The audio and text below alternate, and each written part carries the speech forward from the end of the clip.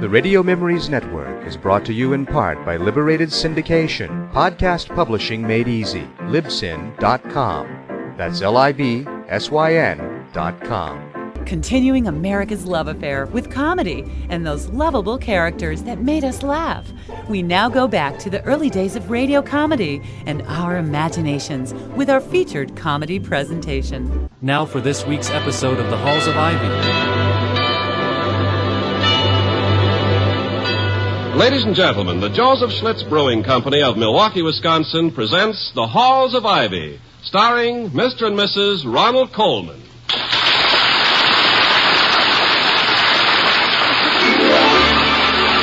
I was curious. I tasted it. Now I know why Schlitz is the beer that made Milwaukee famous. If you like good beer, you'll find it pays to be curious and learn about Schlitz for yourself. And now, The Halls of Ivy. In all the halls of ivy that surround us here today, and we will not forget though we be far, far away. Welcome again to Ivy. Ivy College, that is, in the town of Ivy, USA. Dr. Hall, William Todhunter Hall, the president of Ivy, has problems shared by Mrs. Hall, the former Victoria Cromwell of the London stage. Problems not entirely curricular. Their immediate worry concerns the sudden and so far undiagnosed illness of a last night's dinner guest, Mr. Clarence Wellman, who's now recovering, everybody hopes, from an outrageously swollen nose in the extra bedroom. Toddy, may I tell you something? Of course, my dear. What is it? You are the only man I know who can pace back and forth while sitting motionless in a chair. Well, I'm worried, Victoria. Seeing the nose of the chairman of the Board of Governors turn a violent crimson immediately after he has dined as a guest in one's house is a privilege granted few college presidents.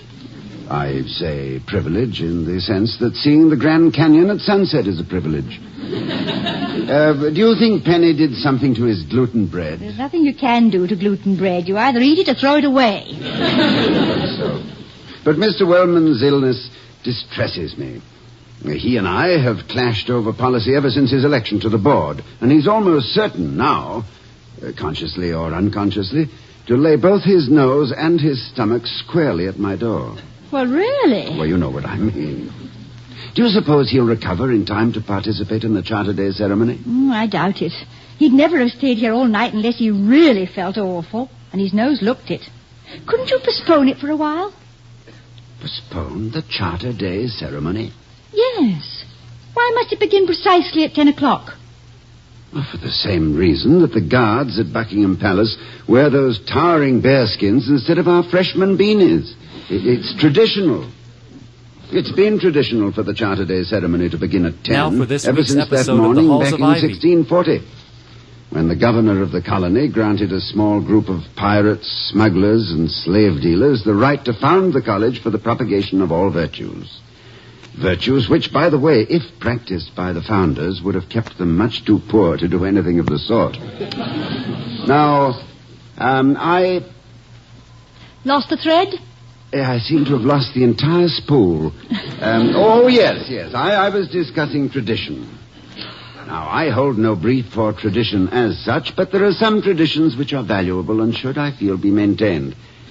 Especially in these days, when the notion prevails that the highest aim of all human endeavor is to guess correctly, for a fabulous prize, the name of some popular song. I also... Excuse me, sir. Oh, what is it, Penny? A young man at the door. Says he's a photographer from some picture magazine. Oh, yes. Have him come in. Yes, sir. A photographer? Yes. The publishers phoned yesterday and asked if they could send someone to take pictures for an early issue. In addition to shots of the ceremony, they want a few of me. You know, the sort of thing, the president of Ivy having breakfast, donning his cap and gown, and silly, of course, and a bother, but perhaps of value to the school. Shall I leave? Oh, no, not at all. I I don't think you'll disturb him. He'll merely photograph me at this end of the room. Where are my cap and gown? On the chair behind you. Do I look all right? Like the very model of a college president. Dr. Hall? Yes. Good morning. I'm Luther Bland of Exposure Magazine. Of course. How do you do? Victoria, may I introduce Mr. Bland? Mr. Bland? Vicky Cromwell, isn't it? Why, yes. Well, that is, I was before. I was in love with you once for a whole week. How nice. When you entertained the troops at Anzio. Oh, you don't remember me, of course, but I can still hear you singing, "Cool ain't I the one, though." Mr. Bland, I was thinking that if you did come here to take pictures... Oh, yes, sir. Perhaps one of me standing here near the window. Would you mind raising the blind, sir, for a bit more light? Yes, there. Now, how's that? Swell. Now, Mrs. Hall, if I could trouble you for a smile. Like this? Yes. Dr. Hall, you're throwing a shadow on her. Perhaps if you stood behind me. Oh, yes, of course. Good. Now, hold it, Mrs. Hall. Now, this might make a good one. One of me sitting at the table. Mrs. Here. Hall, I'd like one of you... Well, one of you with your eyes sort of crinkling above the rim of the coffee cup. How's this? Dr. Hall. Yes? If you held back the curtain, there would be a better highlight in her hair. Good. But stand back a bit further or you'll be in the frame. Yes, we mustn't have that, must we? A bit more crinkle, Mrs. Hall.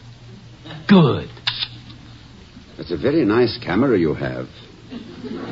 I even remember the dress you wore at Anzio. Well, it was intended that everyone should. I used to own a camera.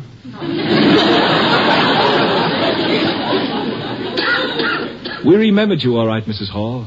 The dress and everything in it. I'm very flattered, Mr. Bland. It was a Brownie box camera.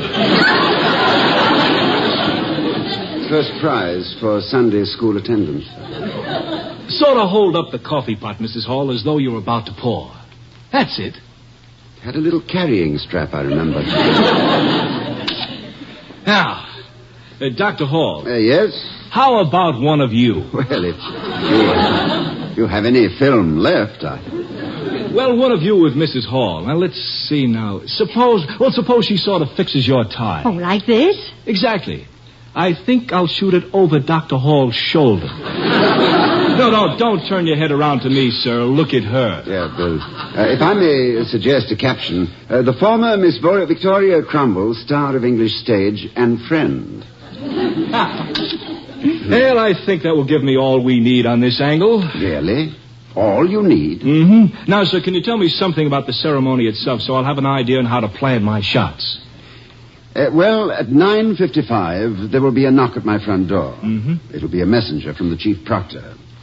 Customarily, the messenger is the youngest member of the student body. Who is it this year? A prodigy named Merton Savada, who is, I believe, not quite 14. A freshman at 13? No, not a freshman. He is at present working for his master's degree. He took his A.B. at Columbia last year. Then, at 10 o'clock, the procession will come to a halt in front of this house. And the chief proctor will knock upon the door 3 times with his staff of office. Your readers may be interested in a picture of that staff, because picture magazines do have readers, don't they? I think some of our subscribers can read. Yes. Well, the proctor's staff was fashioned from the limb of a walnut tree. Mm-hmm. Sent as a gift by the University of Paris and brought to this country by Benjamin Franklin. At the knock, I open the door and, accompanied by the chairman of the board, stand on the front steps. At our appearance, a tenor soloist sings Gaudium Exigiter a cappella. It's very, very impressive, Mr. Bland. I get a lump in my throat every time I see it. Well, then the chairman of the board takes his place at the head of the procession and leads it to the chapel. I follow. Once there, several hymns, a few speeches, the reading of the charter, and it's all over. Well, it sounds most interesting, Doctor. Thanks very much for your help, sir. I'll be going over to the North Gate now. Yes, I hope I didn't spoil any of your pictures by getting my shadow into them. I don't think so. I was pretty careful. Goodbye, Mrs. Hall. Wonderful to have seen you again. Well, thank you very much. Right. Goodbye. Goodbye. Oh, what a nice young man. How well you describe the chart today, Toddy. There's so many things that puzzle me about these school ceremonies. You always manage to make them so clear. Well, thank you, but what sort of things, Vicky? Well, for instance, why is it that ceremony where you award the diplomas called commencement when it always comes at the end of the school year? That's a very good question. I thought so. Well, commencement, as everyone knows. You know, Vicky, I have a theory about Mr. Wellman's nose. I suspect that it's the result of simple, ordinary stage fright. Stage fright? Yes. I think that he is so terrified at making his speech at the Charter Day ceremonies that his subconscious mind has come rushing to his aid with a geranium effect on his nose. He wants to be excused from speaking and doesn't even realize it. Well, I certainly know a lot of ways to treat stage fright. For example? Well, it's all a matter of psychology. Every actress is a practicing psychologist, you know, whether she knows it or not. Yes, but in Mr. Wellman's case... In Mr. Wellman's case, we must first make up our minds that we will simply ignore his nose. That's quite a hurdle, Victoria. It's a bit like asking a traveling architect to ignore the Taj Mahal.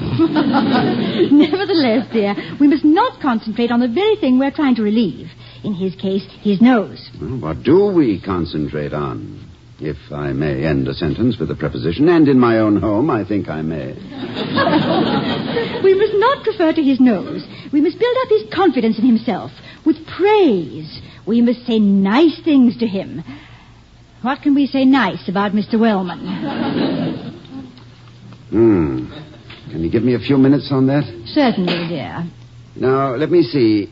I have never seen him actually kick a dog. I never...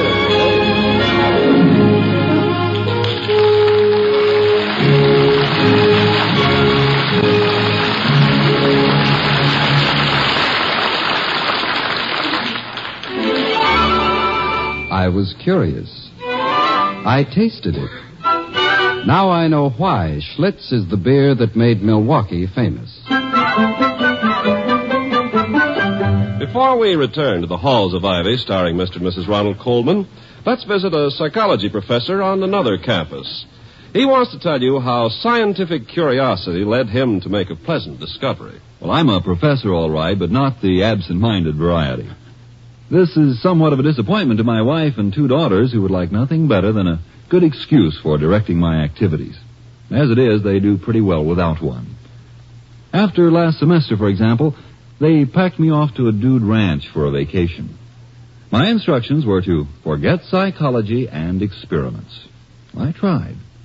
But the very first day, circumstances forced me to conduct what I like to call my favorite unsuccessful experiment. I was watching a group of guests come in from a horseback ride. It was hot that day, and they were tired and dusty, but our host seemed to know just what to do. He hustled out cool bottles of beer. Schlitz, I noticed from the labels. This beer was greeted with smiles of welcome that changed to looks of pleasure as the guests drank. I began wondering, as a psychologist, mind you, what there was about Schlitz to cause such a marked reaction of pleasure. So I tasted Schlitz, and my experiment collapsed. How could I maintain my scientific attitude when I wanted so hard to concentrate on the famous Schlitz flavor? I waited till next day to try another glass, and again had the same wonderful reaction. Now that I'm home, I keep my own supply of Schlitz. Of course, I'm no longer experimenting. I drink Schlitz for the pleasure it gives me. And when I serve it to my friends and I see the looks of satisfaction on their faces, I can't help thinking to myself, no wonder they call Schlitz the beer that made Milwaukee famous.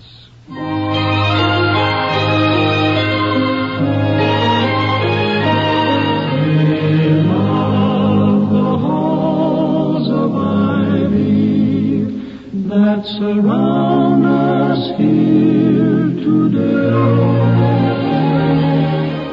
Now that Dr. Hall has had a few minutes to think of some redeeming feature of Mr. Wellman's character and to remember not to concentrate on his nose, maybe he... No, too late. Here's the subject himself. Good morning, Mr. Wellman. Good morning, Mr. Wellman. Good morning to you both. Won't you sit down? Thank you. Is there something amiss with my necktie? You both keep staring at me. No. It's a very handsome necktie. I was admiring it. Thank you. My daughter gave it to me. I have always believed she has excellent taste. Oh, her good taste is quite obvious, Mr. Wellman. As plain, in fact, as the... As the shoes on your feet. That's rather an odd simile. I do hope you're feeling better this morning. I'm still a bit queasy. Oh, that's too bad. I wonder if you'd care to try a rather old remedy many people I know have used with much success. I would be grateful for almost anything. Well, what did you have in mind, Victoria? Have we any shingle nails, William? Shingle nails? Shingle nails? Isn't that a rather ridiculous... Well, never mind. Let it go. I knew you'd think it was ridiculous, Mr. Wellman. No, Mrs. Hall, I'm sorry. Tell me, I don't care if this idea was suggested by a Hindu voodoo man. You were saying something about shingle nails. How do I eat them? No, you don't eat them, Mr. Wellman. You place the point of the nail against your left thumb, put the head of the nail against your right thumb, and think about something else for 5 minutes. Will you go get a shingle nail, William? Well, don't just stand there, Dr. Hall. Get her a shingle nail. A shingle nail? Yes. I'll see if I can find one. Thank you, dear. Now, please sit down, Mr. Wellman. Thank you. No, I'm too restless, Mrs. Hall. This shingle nail thing. I've often wondered just how much scientific basis there was for some of our odd superstitions. Perhaps this shingle nail business has some magnetic property that, now steel now, an electric, negative, and positive, and all that. Yeah, well, I wouldn't be a bit surprised. I'm sorry, Vicky, but I couldn't find a shingle nail. But here's a horseshoe nail. Would that do?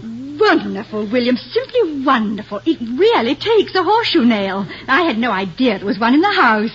But I think a shingle nail is a good thing to have in reserve, just in case. Take another look, will you, please? Yes, I'll be very glad to. That's a dear. I think I know exactly what you want. Yeah. Well, let me take the nail, Mrs. Hall. How do I hold it? Like this? No. The point against the left thumb. The point That's against it. Now, the head against the right thumb. Yes. Now, just hold it. We'll just talk. Get your mind off it. What shall we talk about? Oh, the weather, television, stock market, your speech. That's it. Your speech. What did you plan to say at the Charter Day ceremony, Mr. Wellman? I open by saying, ladies and gentlemen. That's very good, very good. It is? Of course it is. Because after all, the people you're talking to are ladies and gentlemen. Now, keep the point of the nail against your left thumb. Oh, yes. It struck me as being a rather good way to start. Oh, yes, it is. Now, keep the head against the right thumb. See, that's it. Now, then what do you say? And then I say, we are gathered here today. Ah, that's nice. You like that, Mrs. Hall? Yes, I do, Mr. Wellman. After all, it is today. And they will be gathered there. It has something of the truth and simplicity of the Gettysburg Address. And then how does your speech go, Mr. Wellman? And then I say, we are gathered here today to honor the men and women who, by their noble deeds and humility...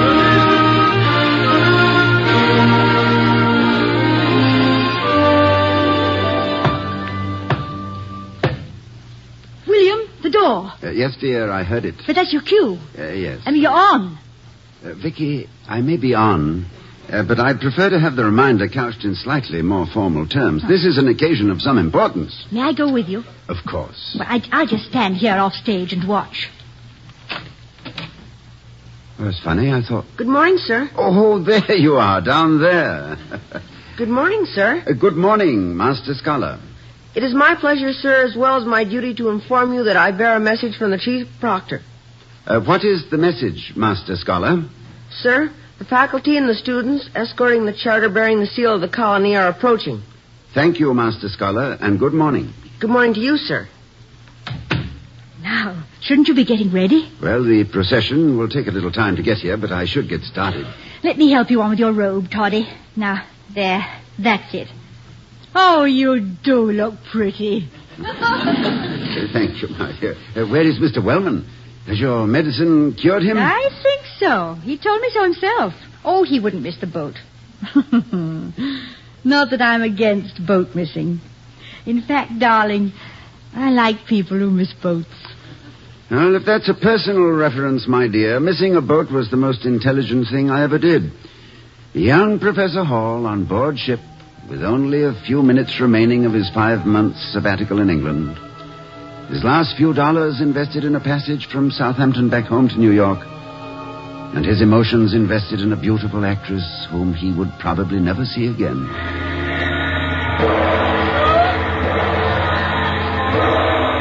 William, dear, that's the last going ashore warning. Yes, I know. And I haven't got a ticket. So if you don't mind letting go of me, I'd better be... Oh, that can't possibly be the last warning. They must give several. Good heavens, they don't expect people to dash aboard, hand somebody a basket of fruit and dash off again. Oh, Vicky, I wish they'd play something a little less sentimental, don't you? Yes. It's difficult enough to wish a friend goodbye on New Year's Eve without underscoring it like that. Oh, I hate saying goodbye to you anywhere at any time, Victoria. Oh, mere words at times like these. I haven't many words either, William. About 3, in fact. Little ones. 3 little words? For me? Vicky, you don't mean... Yes. I'll miss you. Oh. Oh, yes. That is 3 words, isn't it? You know, it's going to be hard to concentrate on my work when I get back to the United States. I like that. I'll forever be thinking such thoughts as, this is Monday. It was on a Monday that Victoria and I drove to Stratford to see Shakespeare's home. Stop for buns at Banbury Cross on the way. And on Tuesday, it was a Tuesday that Victoria and I visited Madame Tussaud's waxworks. Yeah, and you tried to tip the wax doorman. And on a Thursday, oh, Vicky, I wish we had it all to do over again. Perhaps we can. Sometime soon. I'm afraid not soon, dear. Professors don't get sabbaticals every year. I know. But the play I'm in might be produced in New York. When? Has it been... Did you... Has anything been said about it? No, but something's going to be. Oh, good. Vicky. Yes? Will you remember the address I gave you and write to me? Yes. Of course I will, dear. I promise. And if you let go my hands, I'll cross my heart. I don't want to let you go, Vicky. Ever. William, dear, I must leave. Yes, I know. Vicky, I love you very much. Will you marry me? Oh, you know I will. I thought you were going to leave without asking me. Yes, I almost did. Oh, darling. What's that? Oh, it's the steward. Yes, steward, take my luggage ashore. I'm not sailing. Come on, Vicky. William, dear, it's Mr. Wellman. Oh, good. He's just in time. I say, Wellman, take these bags off the ship. I'm taking the next one. Hurry now. That's a good chap. No, William. It's Mr. Wellman, our guest. Well, why doesn't he take the luggage, eh? Well, our guest. Were you talking about me, Dr. Hall? And what? Luggage? What luggage? Did I say... Oh, it's you, Mr. Wellman. I'm sorry. William, where have you been? I'm afraid I was a little bit at sea, my dear. Or almost. I'm sorry, Mr. Wellman. It was... Oh, good heavens. What's happened to your nose? It looks like a nose again. Doesn't it, though? Doesn't it? That's exactly what it looks like. That's a remarkable remedy you possess, Mrs. Hall. Horseshoe nail. Remarkable, entirely remarkable. And may I say, Dr. Hall, that your robe is extremely becoming? Thank you. Yes, I hope mine has as fine a drape. Well, I see no reason why it shouldn't. Then you'll be in the ceremony, Mr. Wellman. Oh, of course. Wouldn't miss it for the world. Going to read a speech. Yeah, darn good speech, too. Dictated myself. Reminded Mrs. Hall of Lincoln's Gettysburg Address. Oh, I'm delighted. Here, let me help you on with your gown. Oh, yes, thank you. There it is. Our caps, if you please, Victoria. Thank you. Are you ready, sir? I am. My arm, Mrs. Hall. All ready, Doctor.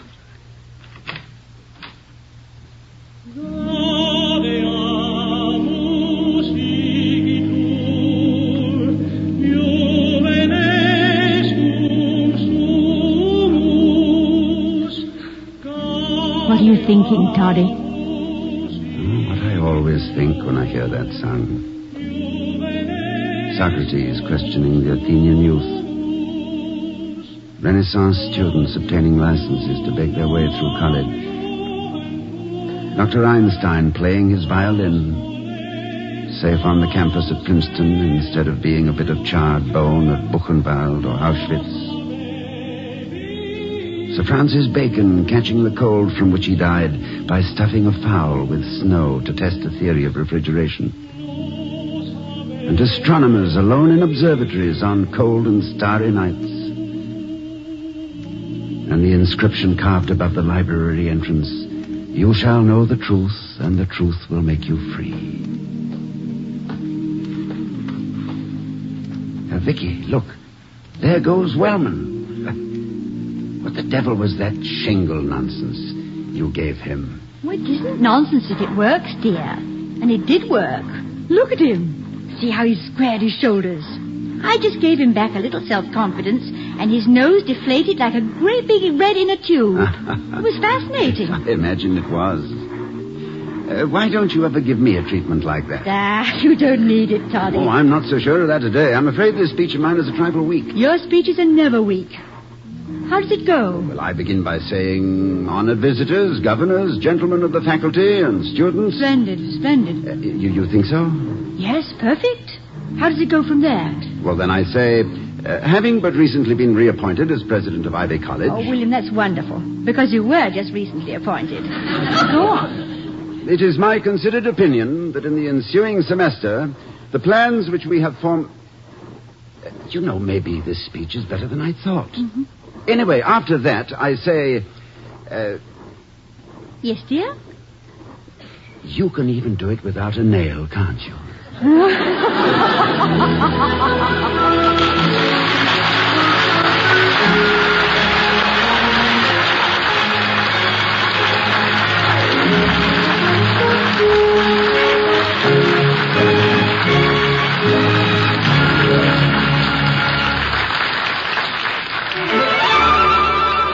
I was curious. I tasted it. Now I know why Schlitz is the beer that made Milwaukee famous. And here again are Mr. and Mrs. Ronald Coleman. My dear, your choice of that horseshoe nail I thought was very silly at first, but I'm beginning to regard it as being richly symbolic. Symbolic? For what, for goodness sake? Well, of Mr. Wellmans being continually underfoot. Did I ever recite my little verse on superstition? I rather fancied myself as a poet when quite young. Go on, I'd love to hear it. Well, to the best of my memory, it went, from ancient days the symbols came, the sign, the amulet, the charm, the seal, the ring, the coin, a name to conjure with and shield from harm. Faith in and dread of all these things is one of man's great racial quirks. But down through time the question rings, why scorn the gimmick if it works? Oh, darling, I do think that's wonderful. But is it just superstition when it works? Do you mean that? Vicky, that's why poets live in inaccessible garrets, so no one can ask them what they mean. Good night, everyone. Good night.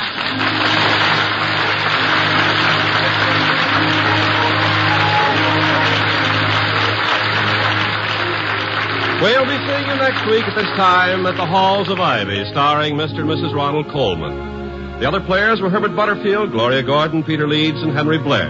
Tonight's script was written by Walter Brown Newman and Don Quinn. Our music was composed and conducted by Henry Russell.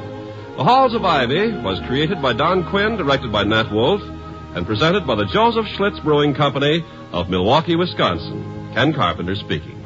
Oh, we love the halls of ivy that surround us here today, and we will not forget though we be far, far away.